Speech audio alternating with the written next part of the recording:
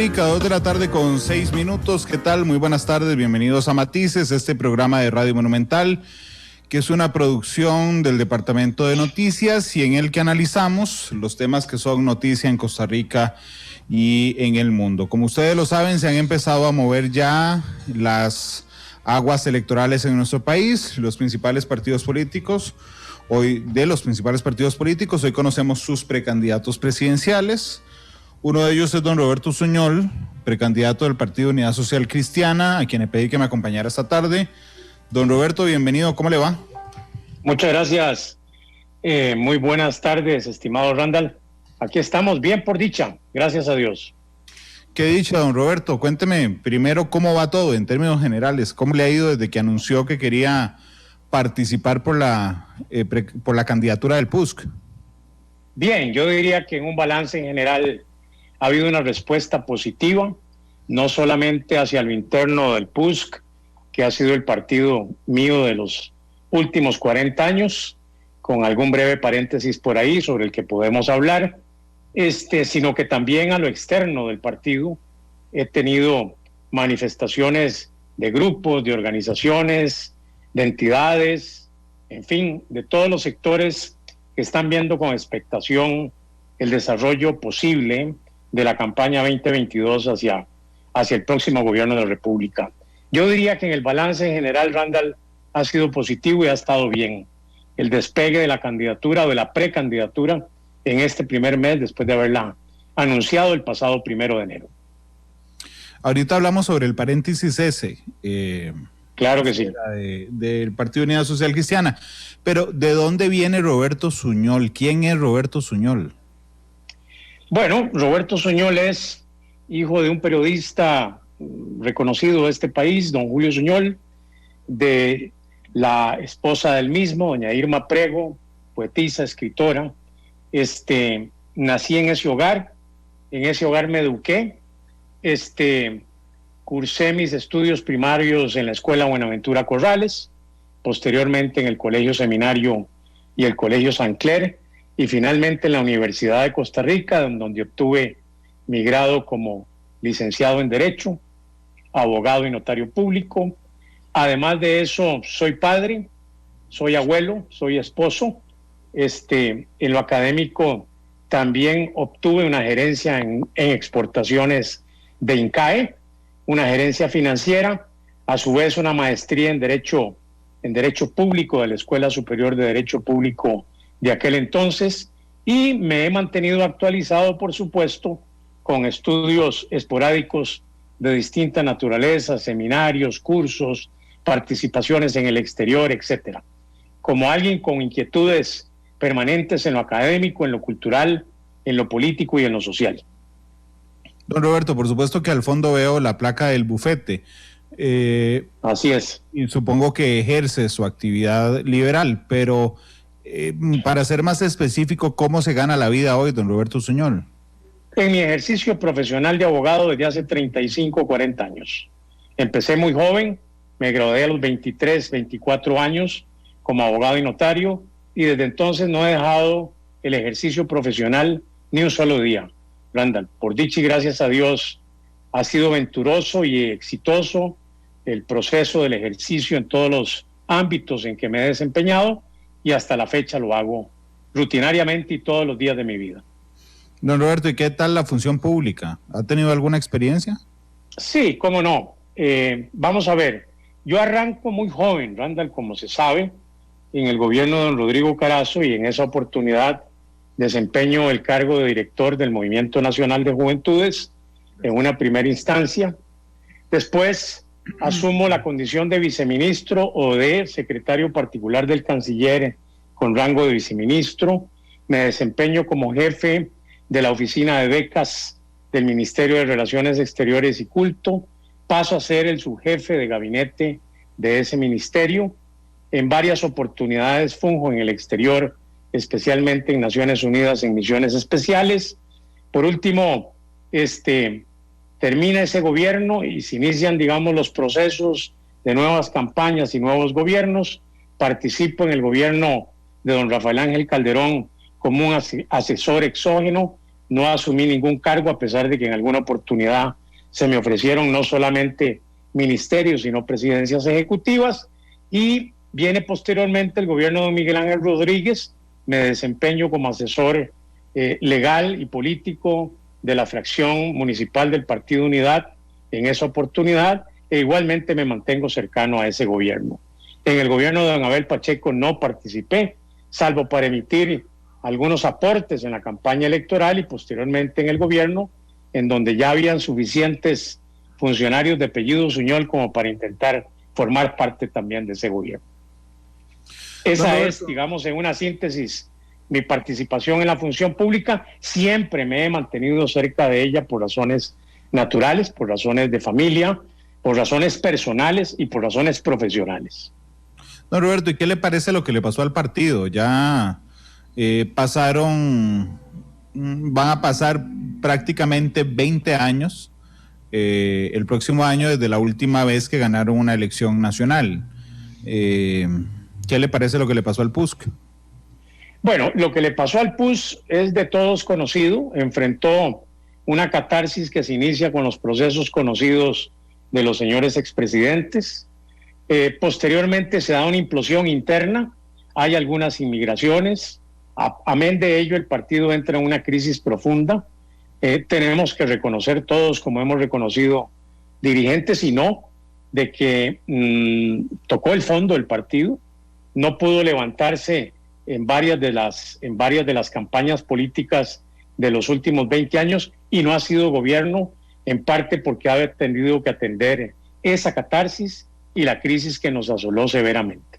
Hay que reconocerlo como tal, hay que continuar haciendo la catarsis, pero ha empezado un proceso de reparación interna muy interesante, y ha habido una reconvocatoria de dirigentes que hemos regresado al PUSC ante el llamado de los más altos expresidentes y exdirigentes del partido, que nos han pedido que volvamos a la casa, y lo hicimos.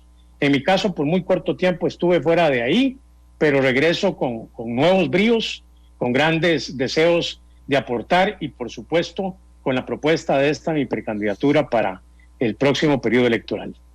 Sí, ¿por qué se salió del PUSC? En aquel momento, recuerde usted que se suscitó el conflicto entre el doctor Hernández y un grupo significativo de compañeros del partido. Yo estaba comprometido con su campaña porque le había dado el apoyo. Me caracteriza en la actividad política, como en todas las actividades, un marco de referencia en el desempeño de una lealtad bien entendida, y entonces tomé la decisión de acompañar al doctor Hernández, lo cual culminó con la designación de este servidor como candidato a la vicepresidencia de la República en el anterior torneo electoral, de lo que usted conoce bastante bien. Pues tuvimos la oportunidad de encontrarnos en un par de oportunidades con entrevistas muy interesantes en su espacio, no solamente Matices, sino en Radio Monumental, con ocasión de los debates entre vicepresidentes o candidatos de vicepresidentes de los distintos partidos políticos. Pero en algo tuvo que ver, digo, usted participó en el gobierno de don Rafael Ángel, que es, digamos, si me lo permite, el fundador intelectual o líder intelectual del Partido Republicano Social Cristiano. ¿Tuvo que ver en algo la presencia de don Rafael Ángel en que usted siguiera a don Rodolfo hacia el republicano? No. Fue un asunto que tuvo en ese momento relación estricta en la relación que trabamos muy cercana el doctor Hernández y este servidor con ocasión de la campaña política. En realidad, la oportunidad en que tuve contacto con el licenciado Calderón lo fue en 3 o 4 ocasiones para asuntos muy específicos del Partido Republicano, que no necesariamente tenían que ver con el doctor Hernández y su propuesta de que yo le acompañara en la candidatura a la vicepresidencia, como lo hice en el periodo anterior. Le pregunta Manuel en Facebook que ¿qué considera usted que aprendió el PUSC de la crisis y si hubo algún cambio ideológico en esa catarsis? Yo creo que no hubo cambios ideológicos. El partido sigue respondiendo a la Carta Ideológica Social Cristiana que se promulgó desde hace varios años y que además abraza esa ideología como punto de partida para todas las actuaciones de carácter gubernamental, política o partidaria. Yo creo que aprendió, entre otras cosas, que debe de confrontarse la actividad en la función pública con honorabilidad, con compromiso para con el país y sin faltar no solo a la ley, sino a la verdad. Y eso le sirvió al partido para madurar en todo sentido, y yo esperaría que hacia el futuro nunca más vuelvan a suscitarse situaciones como las que vivimos en el pasado, que precisamente nos arrinconaron como partido político y nos impidieron protagonizar no solamente gobiernos, sino participaciones activas y exitosas en el pasado reciente. Don Roberto, aquí Juan Manuel Calvo dice, ¿quién en su sano juicio se postula en estos tiempos? Yo tengo la misma pregunta, para ser muy sincero, ¿quién quisiera ser presidente ahora? Es una buena pregunta y es una afirmación interesante, don Randall. Ciertamente los problemas y las nebulosas en el horizonte no solamente son muy fuertes y no solamente son muy serias, sino que además presentan un reto inconmensurable. Nunca antes probablemente habíamos atravesado una crisis tan profunda como la que estamos viviendo en este momento. En lo personal pienso que es la hora de liderazgos renovados, de una acción propositiva frente a lo que viene y de un inmenso deseo de trabajo para sacar a la Costa Rica que todos queremos adelante. Dejar esta Costa Rica nuestra, a la que todos amamos, en manos de lo que ya hemos tenido, en manos de lo que ya hemos visto, sería una actitud irresponsable. Yo he asumido el compromiso conmigo mismo, con mi familia, con el partido y con el país, de hacer lo posible por integrarme a las futuras tareas de gobierno para desalojar del poder público a una serie de señores que nos han venido echando a perder a la Costa Rica que todos queremos. Y usted sabrá muy bien a qué me estoy refiriendo, mi estimado don Randall. En la realidad actual, en la realidad de hoy, enfrentamos un gobierno con problemas muy serios, tenemos una situación de incertidumbre, de incerteza jurídica, de inestabilidad, de desesperanza en los costarricenses, que se suma a ello el problema de la pandemia, de una enorme tristeza frente a lo que hay. Esto me conmueve, esto me preocupa, esto me obliga a pensar en mi país, me obliga a pensar en mis compatriotas, me obliga a pensar en mis hijos y me obliga a pensar en mis nietos. En ese contexto tomé la decisión que entiendo que es una decisión grave, pero la he tomado con la certeza de mi reflexión profunda y con la certeza de mi decisión convicta de que hay que hacer un trabajo y yo me siento en capacidad para hacerlo. Don Roberto, prácticamente la mitad de esta administración estuvo ocupada por puestos del partido que hoy usted quiere dirigir hacia la campaña presidencial. No es una doble moral. Decir, bueno, es que vea lo que hemos tenido y resulta que la mitad del gobierno era de ustedes. Yo le diría, mi estimado don Randall, que en esa parte, lamentablemente, hay que aceptar que se cometió el error de concitar en un acuerdo con el PAC o con el Partido de Acción Ciudadana, del que no todo el mundo fue partícipe, y este servidor menos. En su oportunidad, aunque no estaba en las filas como le estoy hoy, entendí que se hacía una maniobra de carácter político electoral más que con cualquier ánimo de contribuir a un gobierno de unidad nacional, con el de colocar, y así lo manifesté claramente o lo reconocí en una oportunidad en que tuvimos la posibilidad de discutir entre compañeros de partido, a un grupo de partidarios en posiciones de gobierno, en un experimento maltrecho que vimos todos en qué terminó, ¿verdad? La mitad de esa gente que usted dice, o la totalidad de ella, prácticamente ha salido del gobierno, y este dejó de ser, por decirlo de alguna manera, el cacareado gobierno de unidad nacional que entonces criticamos y que hoy vemos con lamentable conclusión en qué terminó, ¿verdad? Nosotros no somos ni fuimos partidarios de eso, no lo repetiríamos jamás, y entendemos que fue el ensamble de dos organizaciones, la de la campaña anterior y la del actual gobierno, en un propósito de hacerse con posiciones de gobierno que finalmente terminaron en su actuación muy mal, porque no había un programa común, porque no había una propuesta concordante y porque ideológicamente además eran dispares y diferentes. Esa es la realidad. Si no reconocemos eso como es, partimos de un punto de fracaso para ir hacia lo que queremos. Y si no reconocemos eso como fue, nos vamos a ir embarcando en otra tesis parecida si es que alguien viene a proponernos algo similar. Y no estamos, por supuesto, votando por esa posibilidad. Don Roberto, Esteban Roversi dice en Facebook: el señor, se refiere a usted, y el presidente del partido, don Natal Quiroz, hablan y hablan de catarsis, pero las cabezas y los dirigentes son los mismos, las mismas mañas, sino que lo diga, y aquí cita a don Pedro Muñoz. ¿Es cierta la catarsis? ¿Es cierta que son los mismos? ¿Han cambiado realmente? Yo no diría que son los mismos, don Randall. A mí, para mis efectos personales, me parece que hay una renovación interna muy interesante, y un poco de ello se revela con la asamblea del anterior domingo. Hay mucha gente joven abordando al partido, hay mucha gente joven que se incluyó en las estructuras de la unidad, hay pensamientos y cabezas diferentes. Si usted habla con los integrantes de Social Cristianos del siglo XXI, todos son jóvenes profesionales pujantes, todos son jóvenes profesionales inteligentes, y todos son gentes de la nueva generación que están concitando en un ideario muy interesante para aportar a las salidas que podría tener el país como solución. No son, en definitiva, las mismas caras.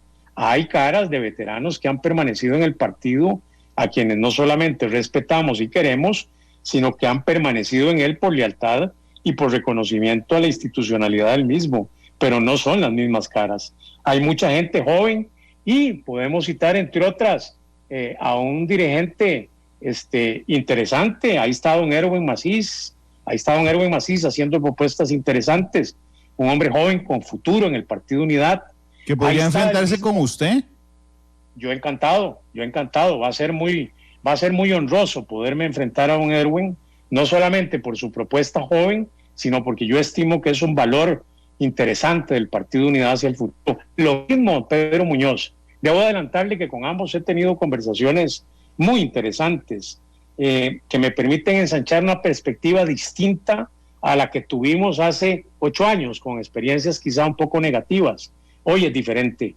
He tenido la oportunidad de conversar en detalle con ellos sobre temas trascendentales para la vida del partido, y creo que post convención nos vamos a entender maravillosamente bien y uniremos la experiencia, mi conocimiento, si en algo puede ser aportado al futuro, no solamente del partido, sino de un posible gobierno, en compañía de jóvenes brillantes y que mucho prometen para el país, como son los dos compañeros que he mencionado. Don Roberto, le pregunté por qué se fue del PUSC. Le voy a preguntar ahora cómo y por qué regresó al PUSC. Interesante, mi estimado don Randall. En efecto, regresé al PUSC entendiendo que en el Partido Republicano mis tareas habían concluido, y sobre todo porque, como lo dije públicamente, dejé de coincidir con la dirección que el partido mantenía. No solamente dejé de coincidir, sino que ante la advertencia de que no se iba por buen camino y de que esto podía estar representando una problemática de futuro para ese movimiento político, no había mucho que hacer. Entonces fui absolutamente transparente y conversé de manera honorable y caballerosa con los dirigentes del comité ejecutivo del partido en ese entonces, con los expresidentes, en este caso concreto con el expresidente Calderón. Manifesté mi decisión de por qué me iba, me fui de frente y además dije para dónde iba. Y les dije: regreso a mi casa, que es la Unidad Social Cristiana, mi partido de 35, 40 años, porque creo que es ahí donde debo estar y no debo de ir a ningún otro lugar más. ¿Qué le dijo don Rafael Ángel? Bueno, me conversó muy caballerosamente, de manera amigable, como siempre lo hace. Me advirtió que le preocupaba y le dolía mi decisión, pero que bueno, que estaba yo en libertad de proceder según me conviniera o creyera que me convenía a los intereses personales y políticos. Nos despedimos con un fuerte abrazo y un apretón de manos, y tengo varios días de no tener contacto con él, pero lo tendré en algún momento. Tenemos una buena relación y él es un amigo. Yo a ningún amigo le niego la condición de tal, y este es el caso. Don Roberto, hay una particularidad que tiene la Unidad Social Cristiana, que yo, Randall, esa es mi percepción, yo creo que ha pesado muchísimo en los malos resultados electorales que han tenido. Y es la forma de escoger a los candidatos a diputados.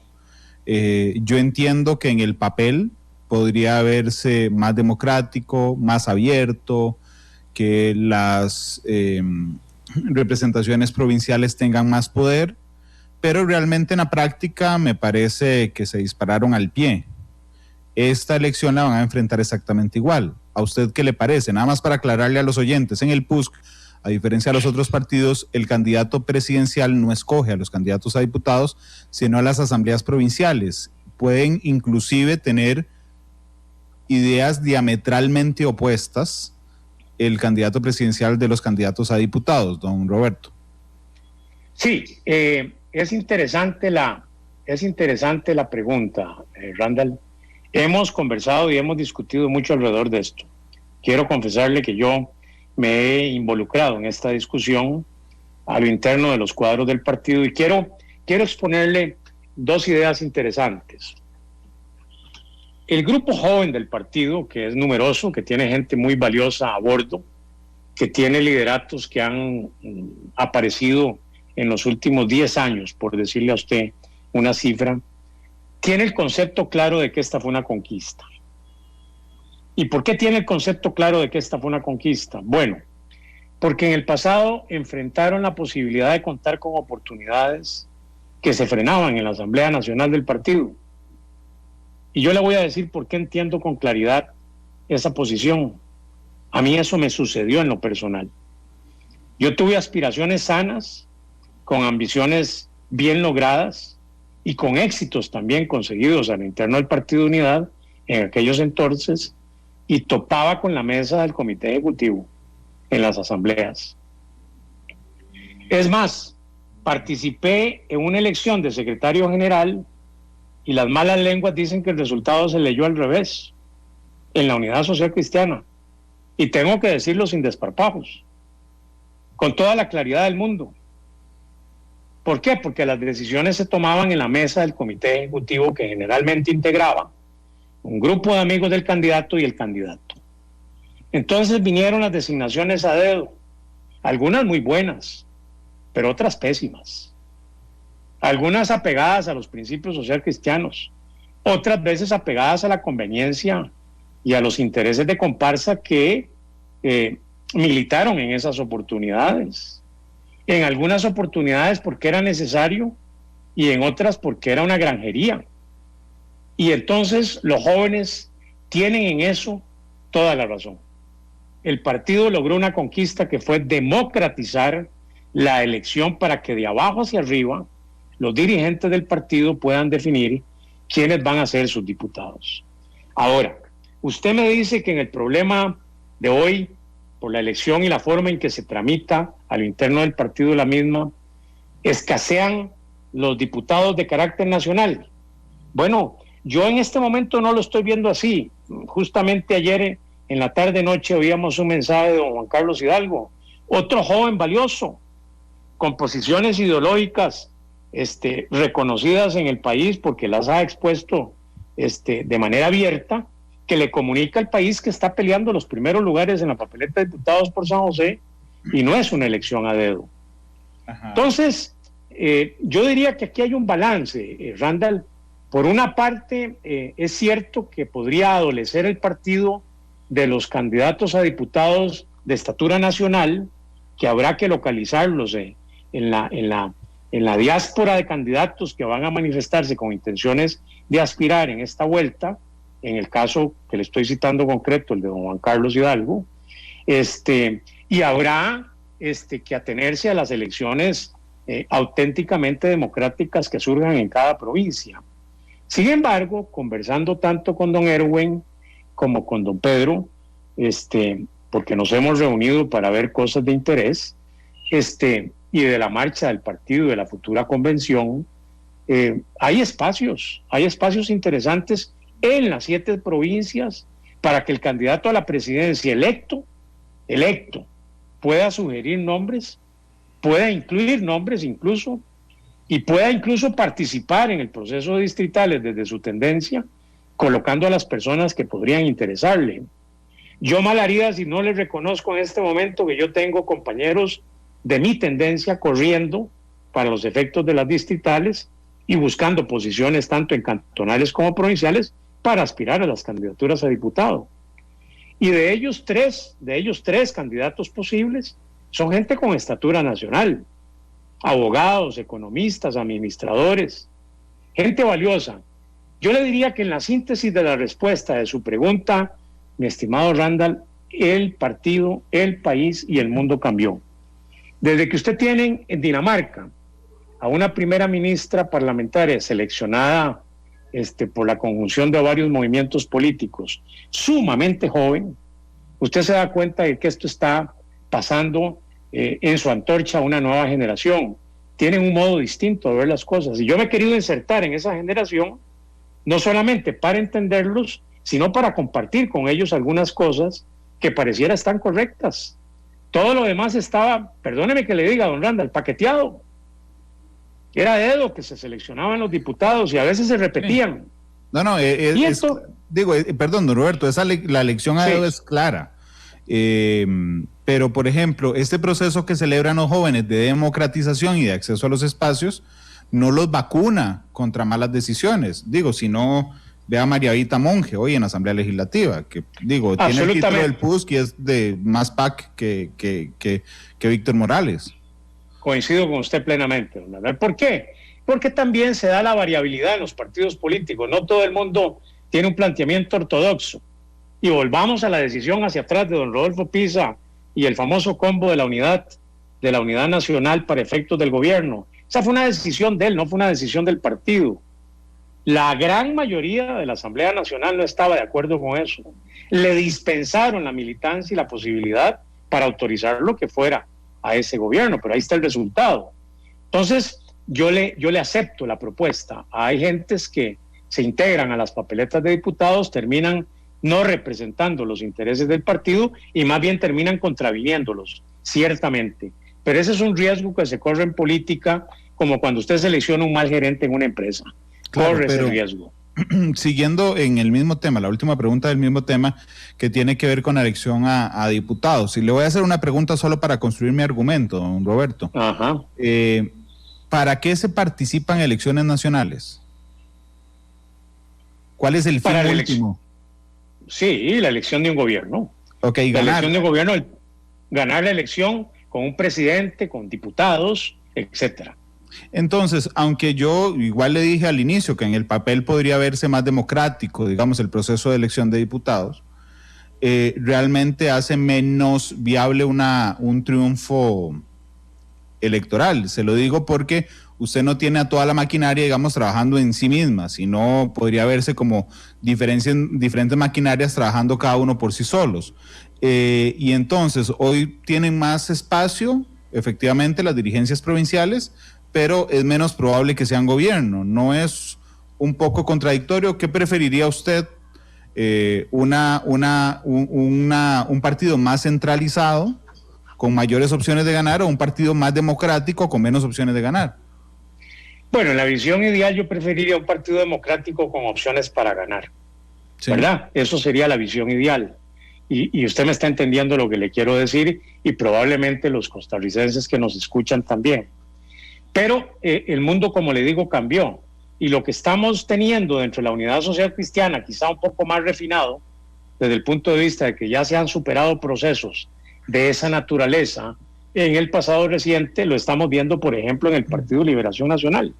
Hay una diáspora de 11 candidatos a la presidencia, no se ponen de acuerdo el uno con el otro y hay abismales diferencias del uno contra el otro, y más encima le otorgaron poder a las organizaciones locales, por no decir a los alcaldes, a las alcaldías. Y esto es no otra cosa más que la rebelión de las masas. Perdóneme que se lo exprese de esa manera, pero es la aspiración de esos grupos a entrar a formar parte del verdadero ejercicio del poder público, porque de todas maneras ya lo están teniendo. Es que tenemos una dicotomía importante, don Randall.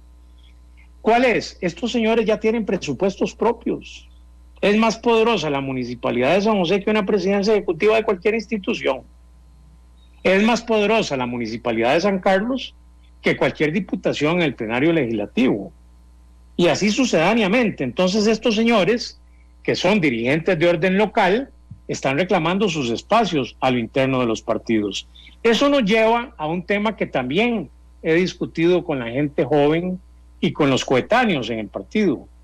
Quizá vaya siendo el momento de generar una especie de Senado que no le signifique un gravamen adicional al presupuesto nacional, pero que le dé espacio y sitio, por ejemplo, a expresidentes de la República, a exministros destacados, a valores importantes de este país, a gentes que podrían aportar desde otra perspectiva, para no quedarnos en lo local. Mi padre, que fue diputado, me decía: mire, Roberto, la Asamblea Legislativa es una muestra variopinto de la nacionalidad costarricense y se desempeña en el ámbito nacional. No es que en Guanacaste hay un mejor diputado que en Limón, o que en Limón hay uno mejor que en Alajuela, no. Está el diputado que llevaba su morral, ¿verdad?, con su huevo duro y su gallo pinto para comer en la curul, porque esa es una historia real, la de Nago, el famoso Nago de Turrialba, diputado calderonista de muchos años. Y estaba la propuesta de don Elías Soleil, que era un hombre citadino, urbano, de Costa Rica, del centro de la meseta central, profesional. Esa nacionalidad es la que configura la Asamblea Legislativa. La diferencia ahora es que se eligen provincias. Antes la elegíamos en la Asamblea Nacional del partido si el candidato a la presidencia quería. Y eso es lo que me parece a mí ha venido a evitar esta conquista. Por eso cuando tiene un traspié las mociones o las propuestas que van a lo interno del partido, yo pude leer y entender. A mí me hubiera gustado, don Randall, que hubieran efectivamente autorizado la elección de candidatos a diputados nominados por el candidato a la presidencia. Yo al final es a lo que estoy aspirando. Y me hubiera encantado tener a 4 allegados en la papeleta de diputados o a 3. ¿Qué le he tenido que decir a los amigos de las tendencias? Señores, a buscar la designación en las distritales. Este es el nombre del juego. Quizá esto es mejor en buena hora que designar a dedo, resentir a mucha gente, que no haya juego democrático y que los partidos, además de que ya están débiles, continúen debilitándose y dañándose hacia lo interno, ¿verdad? Esa es la realidad, esa es la realidad. Así le contestaría yo esta pregunta. Don Roberto, ¿cómo se lleva usted con el expresidente Rodríguez? Muy bien, muy bien. Hemos tenido desencuentros alguna vez, como tuvimos siempre con otros dirigentes y con el expresidente Calderón, y hemos tenido concordancias y encuentros importantes. Participé muy comprometidamente en sus 2 campañas políticas. Tenemos una relación personal y, por supuesto, un enorme respeto por el expresidente. La verdad, hizo un excelente gobierno y además ha sido un dirigente comprometido y además un dirigente sacrificado por el partido. O sea, ha hecho su trabajo siempre, ¿verdad?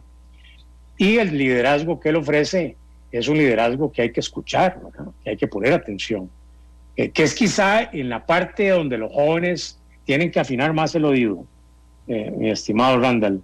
Yo creo que los jóvenes tienen que aprender de la experiencia, tienen que aprender un poquito de las canas, tienen que escuchar a quienes han transitado por las veredas de la política en el pasado, que tienen mucho que aportar para el futuro si se les escucha bien y con atención.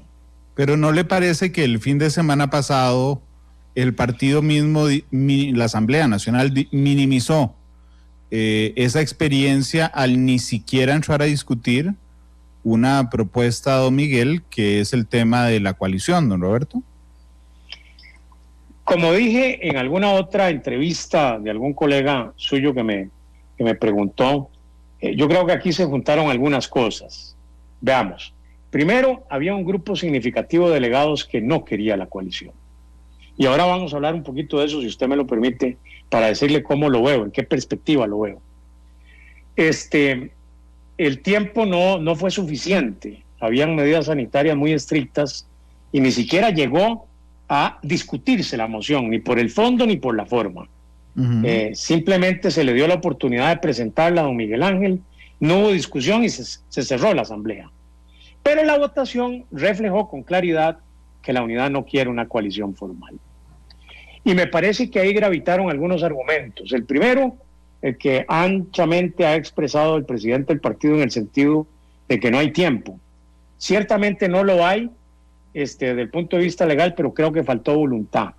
Pudo haberse pensado en la posibilidad de encontrar un justo medio para no solamente ir a coalición eventual, sino para establecer cuando menos una política de alianzas. El partido se pierde esa oportunidad y tenemos un problema. Hay que invitar y traer al movimiento político a una gran cantidad de dirigentes de otros grupos políticos que se quedaron sin opción electoral, que no tienen participación, que no tienen membresía con nadie, que tienen deseos de participar y que tienen interés. Y cuando usted le cierra la puerta a esas opciones, en efecto está creándose un obstáculo a sí mismo. Yo en lo personal tengo que adelantarle que como posible candidato, si llegara a coronar con éxito el triunfo que deseo coronar, voy a buscar una política de alianzas a ultranza, con todos los sectores afines a nuestra ideología, afines a nuestro propósito, para sacar adelante la tarea de una posible victoria electoral. No se puede ir solos. Necesitamos en los tiempos de hoy hacernos acompañar por la mejor gente posible. Sí. Entiendo que el partido no quiso, pero, y lo respeto, por supuesto, pero también entiendo que Roberto Suñol hubiera preferido que sí. ¿Es así, don Roberto? A mí me hubiera gustado que se aprobara una política de coalición, claro que sí, pero ante la decisión soberana de la Asamblea, acato respetuosamente su mandato, y eso sí le digo al país que estoy dispuesto a celebrar si se quiere, una cantidad de conversaciones, de citas, de encuentros posibles con mucha gente para buscar alianzas que sean propositivas, no solamente para el partido, sino para el triunfo electoral. Bueno, pensemos quiénes están cerca del espectro ideológico del PUS, que el movimiento libertario de alguna manera está cerca del republicano, indudablemente, podría estar cerca Nueva Generación, un poquito más a la derecha está Natalia Díaz y Eli Feinstein. ¿Está hablando de ese sector, don Roberto? Estoy hablando de todos. Más aún, le voy a indicar con toda franqueza, he conversado con algunos de ellos, en esa línea, en la línea de poder integrar un gran equipo afín para llegar a un gobierno que pueda resolver temas y que resolver problemas que son muy serios. Cuando le digo que he hablado con ellos es porque creo, cuando menos en la política o en la posibilidad de que fijemos una política básica en cuanto a alianzas muy medidas y muy cuidadas y muy prudentes. Claro, pero una alianza, ¿en qué sentido? Porque cada uno iría con su candidato presidencial. Podría ser que vayan con candidatos a diputados y adhieran a un candidato presidencial. La fórmula inversa, que es una posibilidad. Sí, que tengan solo un candidato presidencial, pero por ejemplo, Nueva Generación ya tiene a Sergio Mena. El republicano ahorita va a tener a Rodrigo Chávez. No lo sabemos, ¿verdad? Hay aquí un problema de definiciones, don Randall, y en esto sí quiero ser claro. Hay mucha gente que dice que quiere, pero no toma la decisión.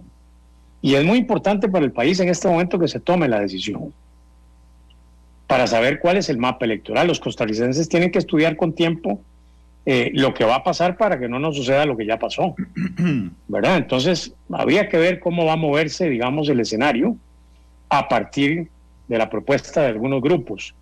En lo personal pienso que, independientemente de las propuestas que tengan y de las candidaturas que existan, creo que algunas no llegarán al final, creo que otras se sumarán a posibles movimientos existentes, y que habrá espacio para que podamos conversar sobre posibles alianzas que podrían ser importantes. ¿Qué piensa del acuerdo con el Fondo Monetario Internacional, don Roberto? Hay que tenerlo. Quizá no en las 8 propuestas que el gobierno de la República se propuso celebrar, porque hemos visto con claridad que el Poder Legislativo ha rechazado varias de ellas, y aún así persiste la idea del gobierno de modificar un día sí y otro también lo que ha ido proponiendo, pero sin duda hay que suscribir un acuerdo.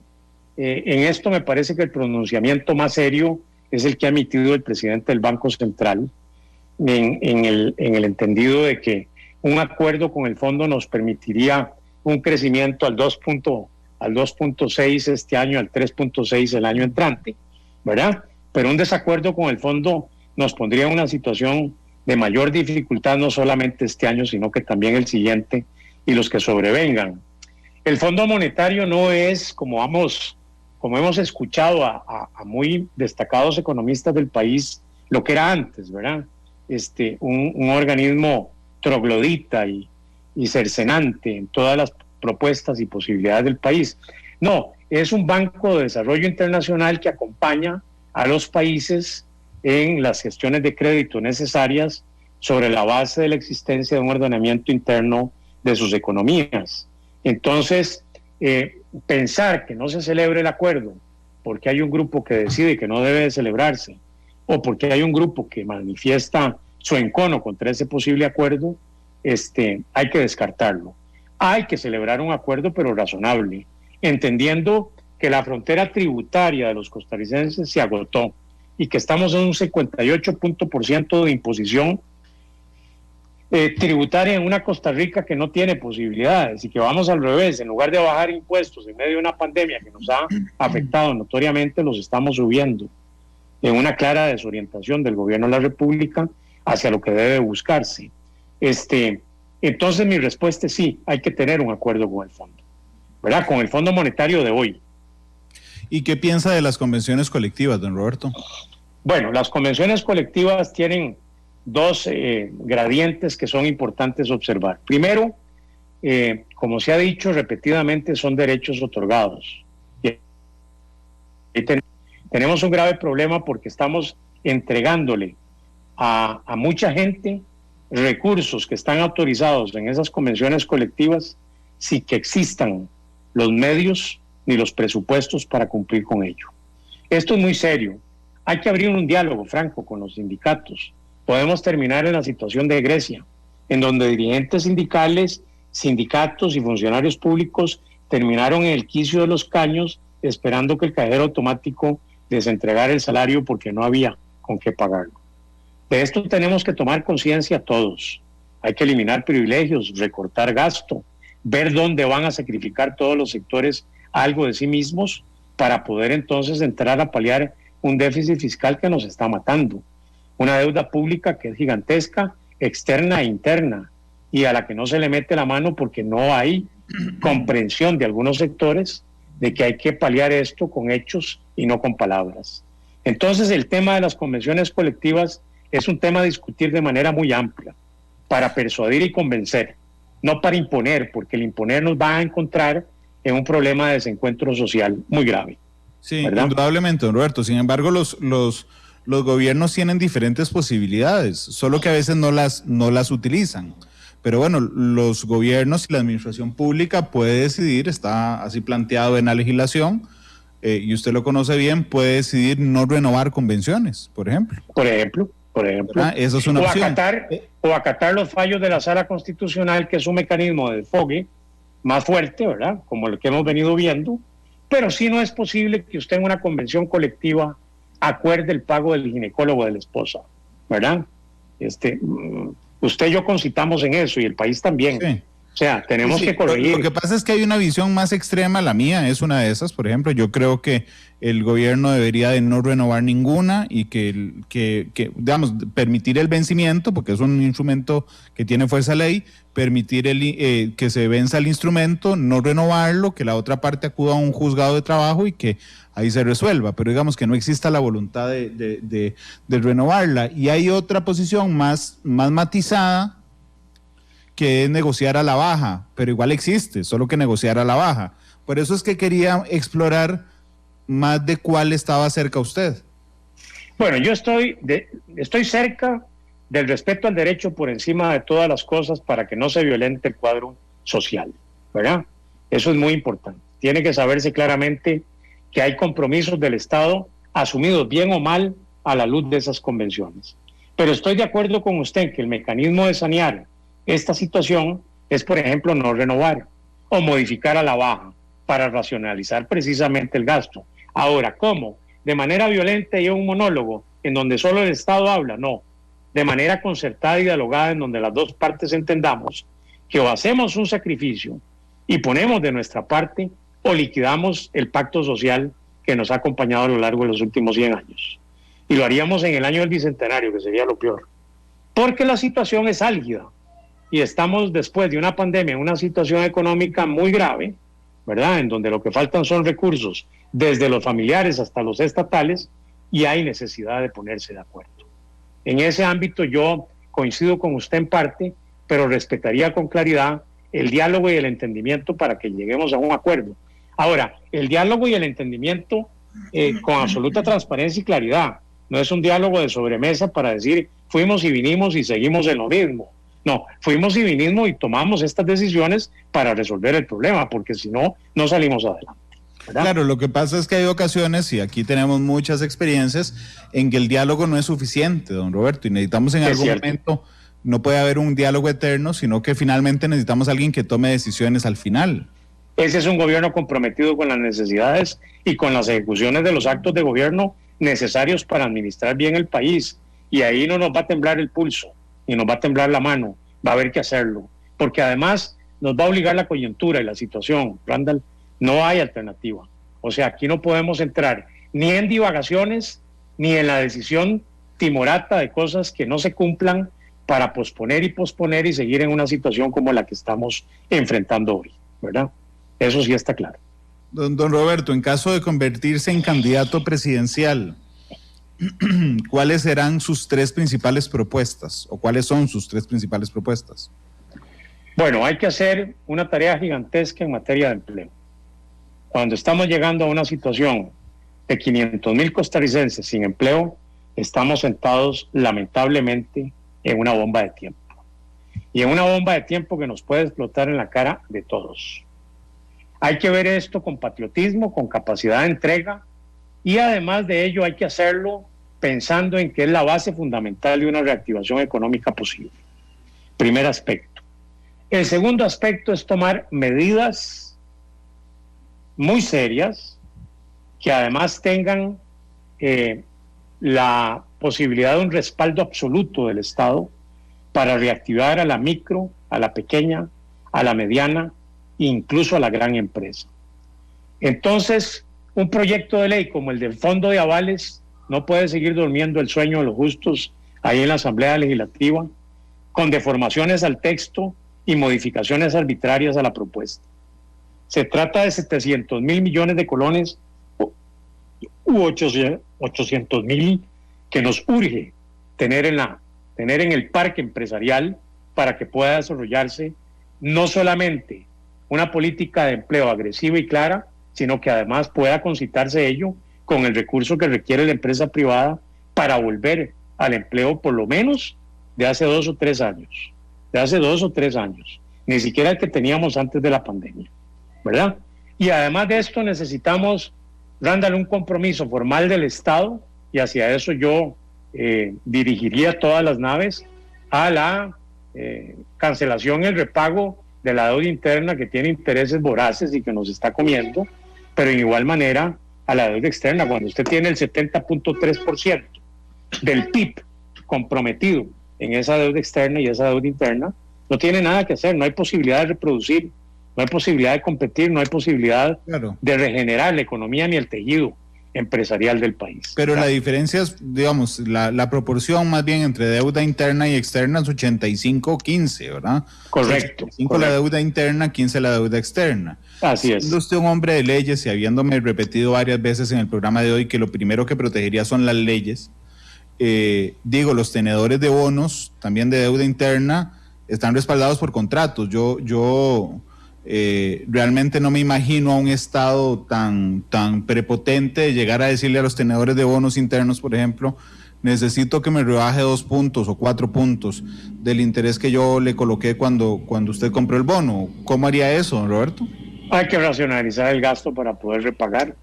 Lo que está comprometido, como usted dice, no podemos burlarlo, porque ese comprador de bono tuvo confianza en el sistema jurídico económico del país y lo adquirió sobre la base de que se le va a cumplir.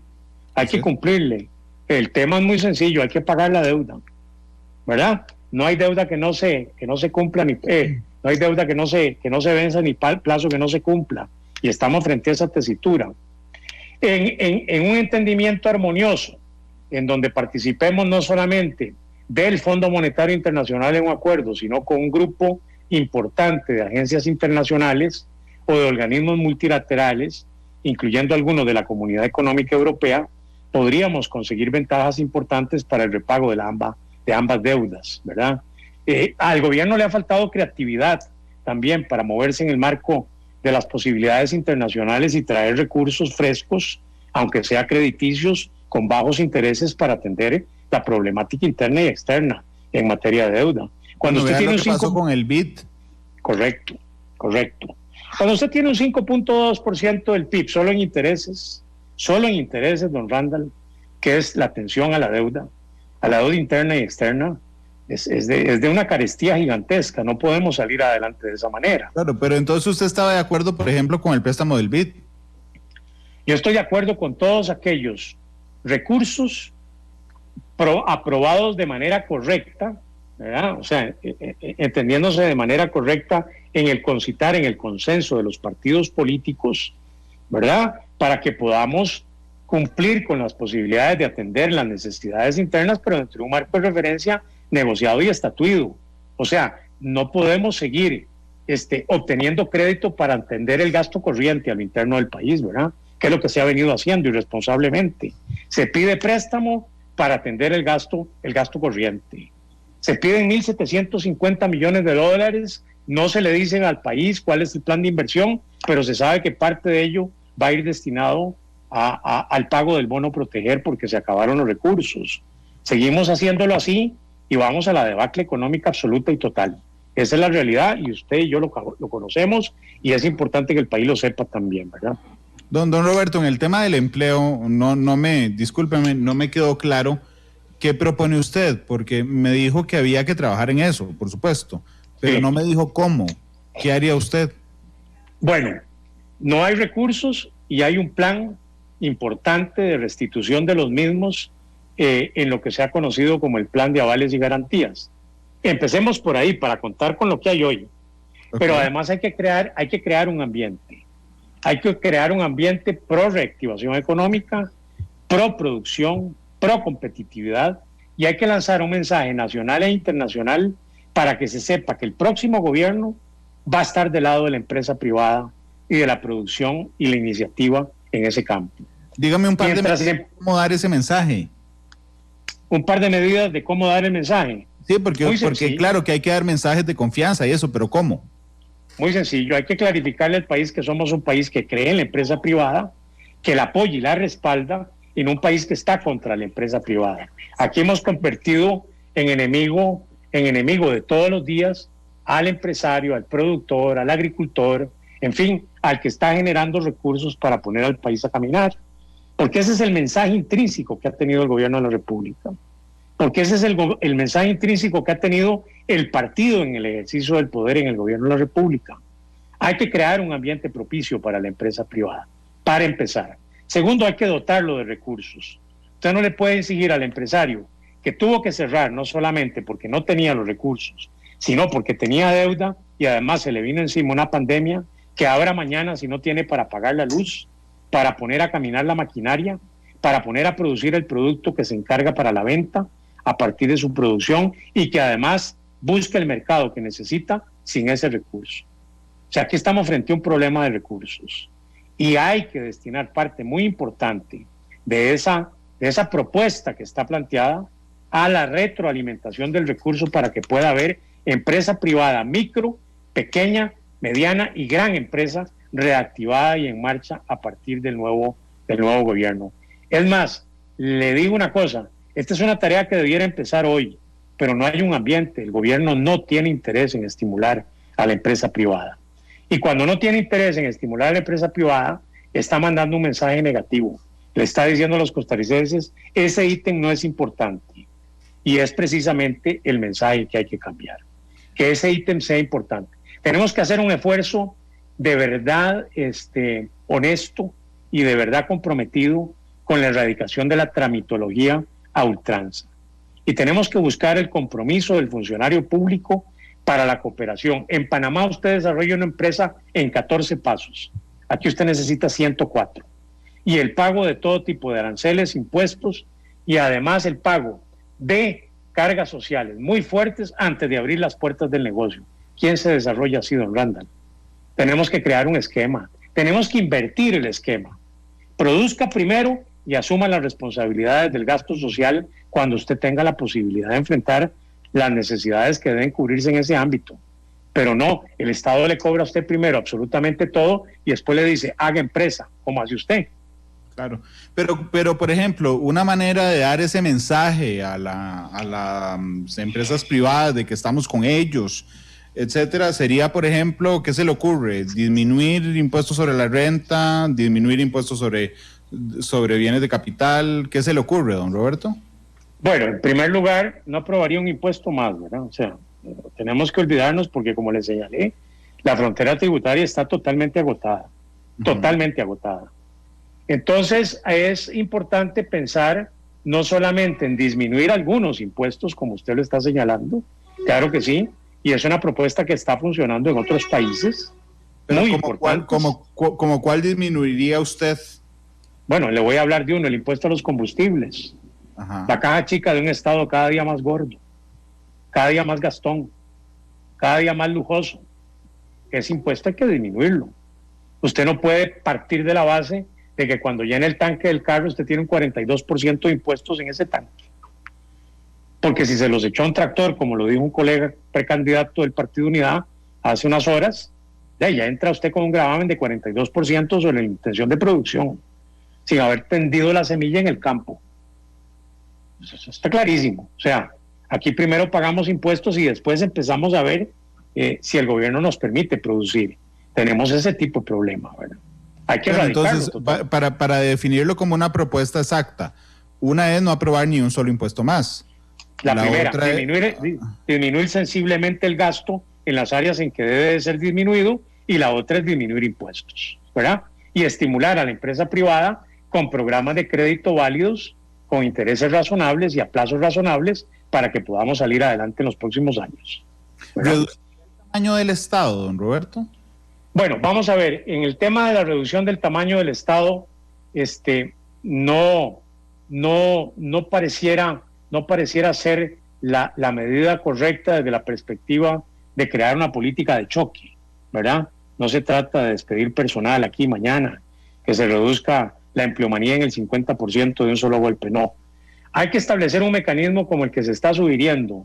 No se establece un solo nombramiento más, ¿verdad? Se prescinde del que se termina, o del que se renuncia, o del que se abandona, ¿verdad? Por una parte. Por otra parte, se eficientiza la labor del Estado. Tenemos 119 instituciones repitiendo todas lo mismo. Cada una hace lo mismo de manera reiterada, para los mismos fines, con programas similares y sin ningún logro.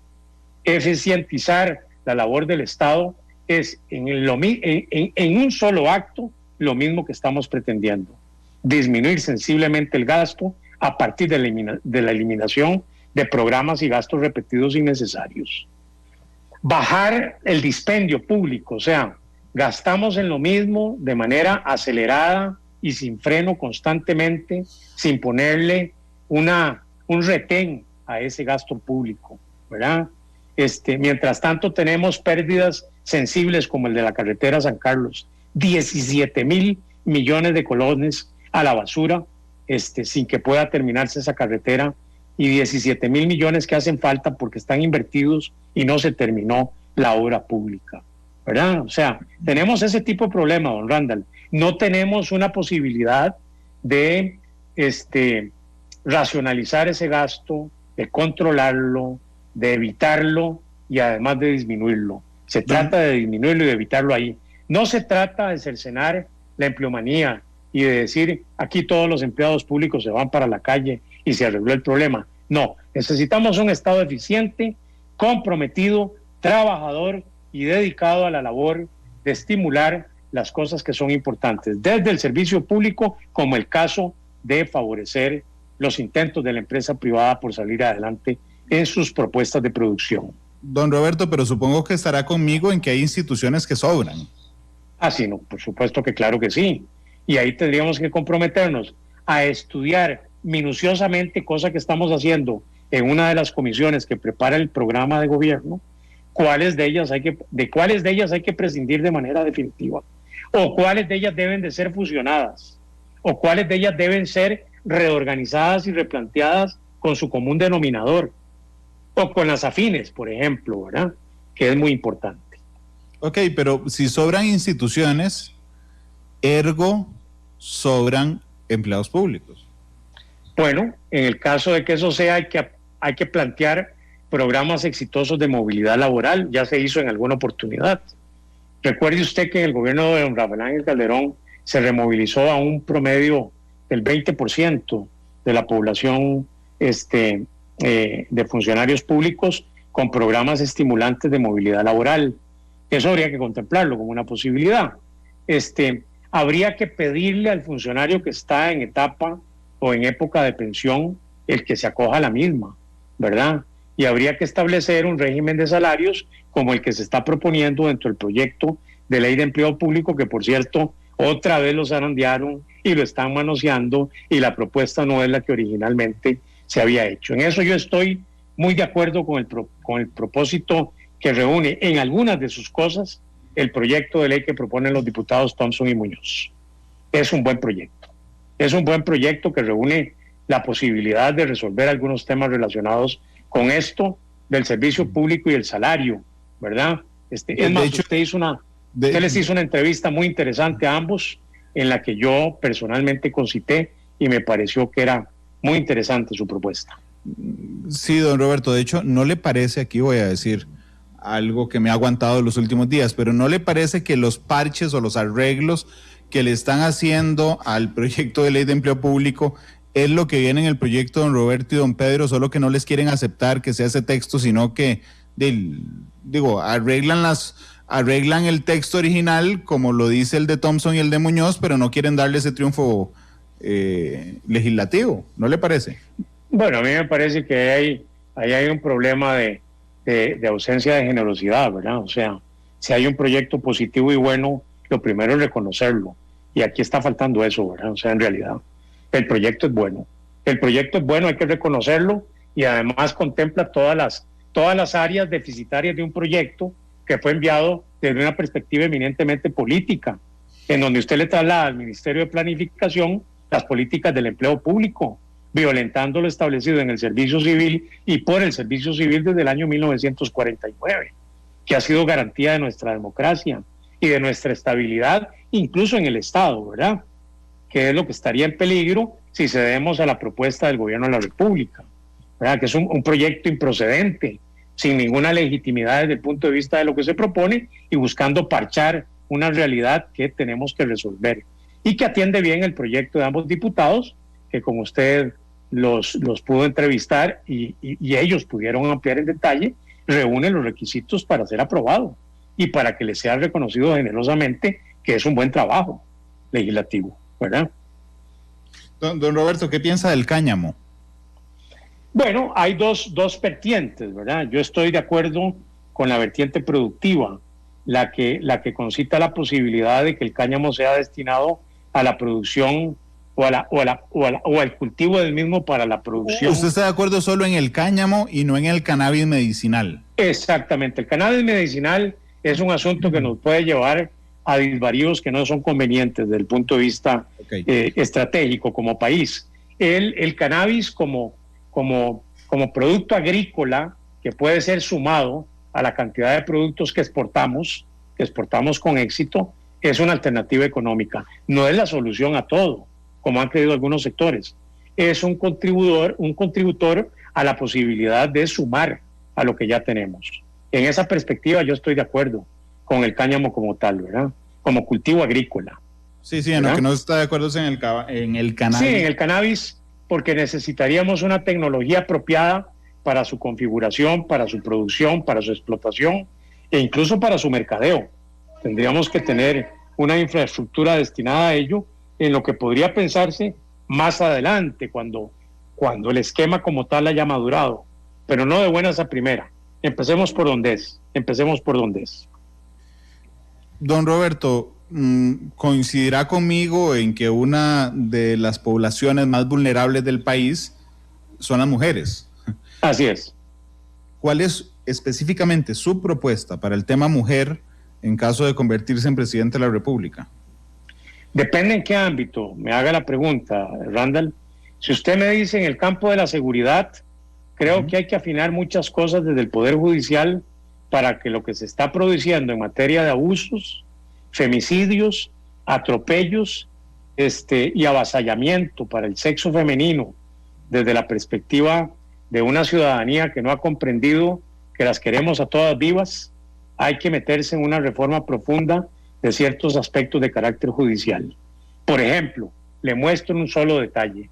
En la ley de violencia doméstica que regula la situación hoy, no hay una actuación inmediata de las autoridades de policía o de las autoridades judiciales, sino hasta que los hechos sean desencadenados. Por eso es que tenemos un incremento notorio de los homicidios o de lo que se llaman los femicidios. Si me habla de la mujer en el campo del empleo y en el campo de la producción, es momento de empezar a revisar el homologamiento de sus ingresos. Hay mujeres tan capaces cuanto lo son muchos hombres, pero no están equiparadas en materia de ingreso salarial y en salarios, tanto en el sector público como en el sector privado, y es un asunto que debe corregirse a la mayor brevedad porque es una distorsión que genera una desventaja, sobre todo para la madre sola, la madre soltera y la que se encarga de la crianza de sus hijos sin auxilio adicional, más que el de su trabajo, que es el capital que tiene ella, su trabajo. Si me habla desde el punto de vista de las políticas para la inserción en la actividad política electoral, yo estoy de acuerdo con que se establezcan las modificaciones que se han venido introduciendo a la paridad de género, pero sí quiero advertirle que no creo en las imposiciones de esa paridad de género, porque vamos a tener entonces desencuentros y desavenencias. O sea, vamos a llevar posiblemente a posiciones públicas muy importantes a mujeres que quizá como otros hombres no tengan la capacidad simplemente para llenar el requisito. Pero además tengo que decirle una cosa importante, don Randall. El Partido Unidad creo que puede vanagloriarse de ser el primer movimiento político en haber llevado mujeres de gran valía y de enorme estatura a la función pública. Puedo recordar con claridad hoy, como si fuera ayer, a doña Estela Quesada en el Ministerio de Trabajo, o a doña Leticia Chacón en la vicepresidencia del Congreso de la República, desempeñándose muchas veces como presidenta de interín, porque necesariamente debía de cubrir el cargo en virtud de la ausencia del presidente. Puedo recordar a doña Marina Bolio como ministra de Cultura, Juventud y Deportes. O sea, estoy hablando de gobiernos de hace 40 años. Y el Partido Unidad le dio siempre un lugar a la mujer, y yo personalmente, en una candidatura presidencial y en un futuro gobierno, le daría el lugar merecido que la mujer tiene. Don Roberto, respecto a temas de seguridad ciudadana, ¿sabrá usted que este año sobrepasamos los homicidios del año pasado? ¿Cuál es su propuesta? Bueno, aquí tenemos varios problemas, don Randall, y los conocemos todos. Aquí tenemos una situación complicada. Costa Rica dejó de ser punto de paso, ¿verdad?, de la droga internacional, a convertirse en punto de bodega y de consumo, ¿verdad? Esto ha generado la violencia no solamente en barrios, caseríos, vecindades y provincias, sino también intrafamiliar inclusive, ¿verdad? Esto hay que verlo con mucho detenimiento. Hay que forjar una política de Estado y hay que forjar una política con estados, con varios estados, en relación directa con esta problemática. Hay movimientos criminales y organizaciones fuertes en ese ámbito desenvolviéndose en el país, y nosotros tenemos en esto una clara desventaja. Pude oír al ministro de Seguridad hablando seriamente de la problemática que le ofrece a él la disminución de presupuestos para la atención de los temas de seguridad. Ciertamente es un tema preocupante porque es además un tema muy vulnerable que tenemos para el país. Hay que establecer políticas de cero reducción en este campo. Más bien hay que fortalecer notoriamente a la seguridad pública y hay que dotarla de recursos. Y si no son recursos nacionales, endógenos, habrá que buscar con ahínco recursos internacionales y exógenos para cubrir las necesidades que en ese campo tenemos. Pero también tenemos que hablar con franqueza con los países que nos generan los problemas aquí, aunque se desarrolle el comercio de todas estas cosas allá, ¿verdad? No se trata únicamente de aquí, se trata de acullá, como dicen los abuelos, ¿verdad? Es aquí y es allá. Hay que hablarle claramente a países como los Estados Unidos en relación con el tema del consumo y en relación con el tema de las prácticas que se tienen. Hay que vigilar muy bien lo que nos está pasando en las fronteras. Estamos poniendo en riesgo la exportación de más de 14,000 productos de exportación a los que hemos llegado con el sacrificio y la aportación de miles de costarricenses en el desempeño de actividades productivas de exportación, cuando enviamos hacia Bélgica contenedores llenos de piña con cocaína adentro, ¿verdad? Porque no tenemos los escáneres funcionando, inclusive desidia de gobierno, abandono de una política, abandono de esos recursos, muy serio, muy serio. Entonces, en esos temas vamos a hincar la muela y vamos a meterle el diente muy duro para que podamos sacar adelante políticas claras en materia de seguridad, pero dotación de recursos para poder atender lo que pasa. Don Roberto, petróleo, gas, ¿qué piensa de eso? Interesante, petróleo, gas y oro, ¿verdad? 450, vamos a ver, con sus matices, como señala su programa, ¿verdad? La explotación de oro es un tema que nos viene ocupando desde hace varios meses, ¿verdad? Lamentablemente tenemos vedas de toda naturaleza en un producto o en un mineral que se localiza en el país, que lo tenemos y que además está siendo explotado por todos, pero por nosotros no, ¿verdad? Todo el mundo explota el oro de Costa Rica menos nosotros.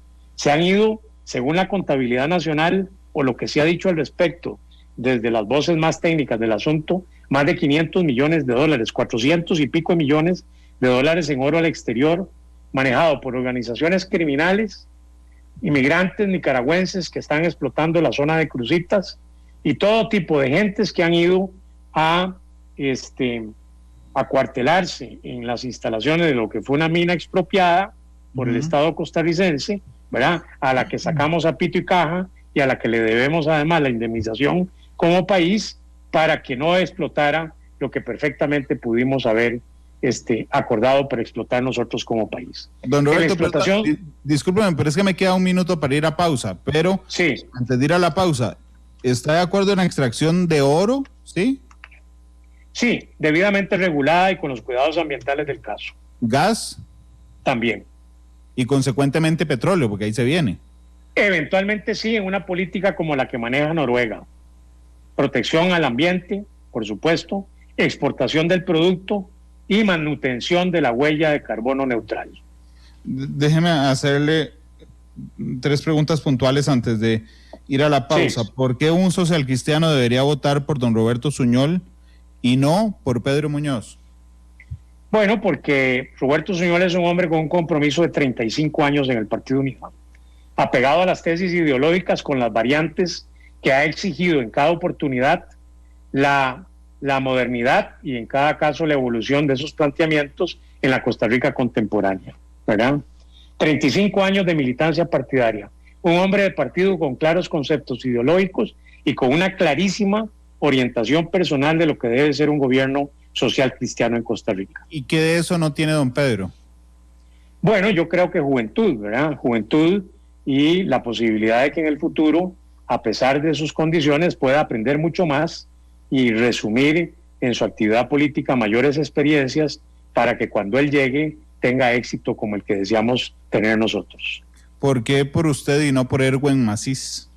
Bueno, en el caso de Erwin yo veo a un dirigente joven con un gran futuro personal, debe de curtirse en las lides no solamente del partido, sino en las experiencias de la política nacional, debe de conocer aún más de la historia costarricense en ese ámbito de la política y en el ámbito del partido, ¿verdad?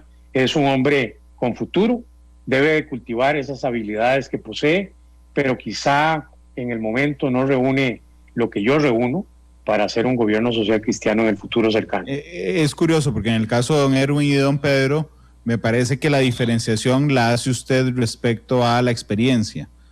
Es correcto. Sí. ¿Por qué por usted y no por Linet Saborío? Bueno, si Linet tomara la decisión, sería interesante el ingreso de ella a la campaña, le pondría una tónica distinta y además sería la primera mujer que lidiaría por una candidatura presidencial después de doña Laura Chinchilla, que no nos trae muy buenos recuerdos, ¿verdad? Sobre todo su gobierno, que tuvo algunos problemas muy serios, sobre todo en los 2 últimos años del mismo. Pero si doña Linet tomara la decisión, me parece que sería muy bienvenida a la lista electoral interna. ¿Pero por qué votar por usted y no por doña Linet si se tira? Bueno, creo que yo vengo integrando desde hace más de 10 meses, y por qué no decirlo, desde hace muchos años, un equipo de gente muy articulado que estaría trabajando de manera muy concienzuda, muy profusa, muy clara, debidamente orientada y con una absoluta propuesta absolutamente social cristiana para gobernar el país a partir del 2022. Porque tiene mejor equipo, ¿lo podría resumir así? Bueno, yo le diría que conozco bien a mi equipo, que lo están integrando en este momento unas 75 personas en distintas comisiones organizadas en el trabajo de tendencia. Del equipo de doña Linet no conozco a nadie. Me encantaría llegarlos a conocer. Don Roberto, permítame ir a la pausa. Cuando regresemos le voy a dar un minuto para que le dé su mensaje final, particularmente a los socialcristianos, y recuerde que el invitado escoge la canción para cerrar, entonces vaya pensándola. Son las 3:21. Vamos a la pausa y ya volvemos.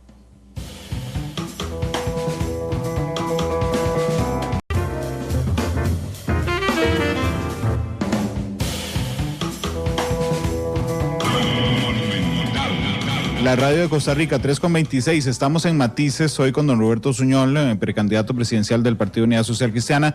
Don Roberto, me queda un minuto de programa, se lo doy para que usted le dé un mensaje a los socialcristianos. Muchísimas gracias. En primer término, don Randall, un agradecimiento a usted por este espacio valioso en su programa muy prestigioso de Matices.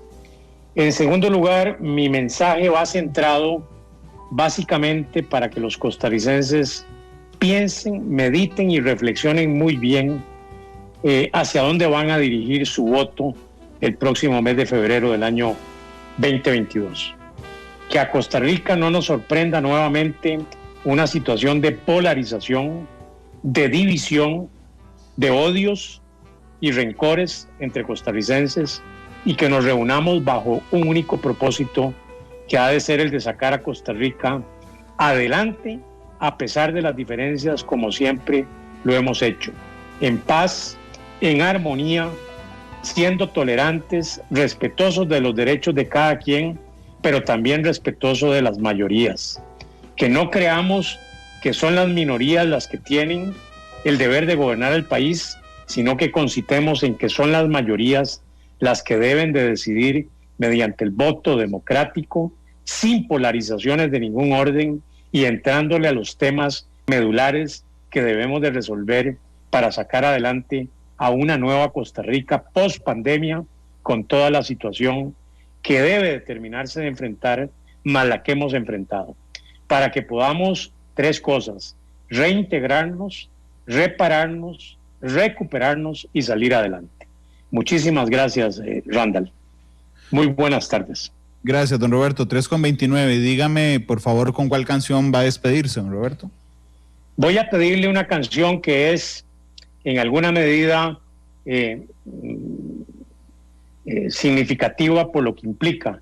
Voy a pedirle Resistiré 2020, que es una edición de más de 20 artistas a propósito de los tiempos que nos acongojan en este momento, de la pandemia vivida, pero de la esperanza que debemos tener para salir adelante. Como el junco que lo doble el viento. Resistiré 2020. Don Roberto, muchas gracias por habernos acompañado. Que tenga una buena tarde. Gracias a usted, muy amable. Hasta luego, don Roberto. Hasta luego.